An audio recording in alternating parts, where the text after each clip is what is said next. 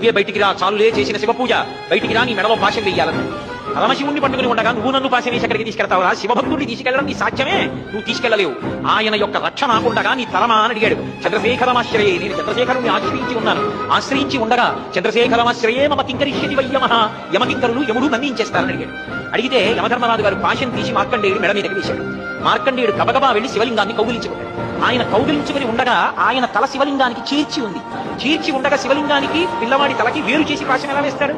ఆ పాశం వేయడంలో శివలింగంతో కలిపబడి ఆ పిల్లవాడిని లాగేటప్పటికీ ఆయన వెంటనే ఆవిర్భావలింగం అంటారు. ఆ శివలింగంలోంచి ఉద్ధతమూర్తి ఒక్కసారి పైకి వచ్చింది. ఆయన అటువంటి స్వరూపంతో వస్తే నిలబడగలిగిన వాడు ఉంటాడు. ఆ శివకవచం కట్టుకుని వచ్చిన వాడు దుర్వివీక్షుడు, వాడి వంక చూడలేరు ఎవరు, అంతటి శక్తివంతుడై ఉంటాడు. అటువంటి ఘోర రూపంతో పైకి లేస్తాడు. ఆ రూపంతో లేచినప్పుడు చూడగలిగిన వాళ్ళు ఉంటారు.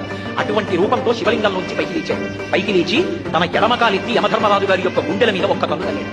తన్నేటప్పటికి ఇంత యమధర్మరాజు గారు కూడా పరమశివుని యొక్క పాదతాడనము చేత నిద్దురు కక్కి శరీరాన్ని విడిచిపెట్టి ఆ రోజున యమధర్మరాజు గారిని చంపేస్తే మార్కండేయుడు ప్రార్థన చేశాడు, శంకరా, ఆయన నీ యొక్క కింకరుడు, నువ్వు ఇచ్చిన ఆజ్ఞని పరిపాలన చేస్తున్నాడు.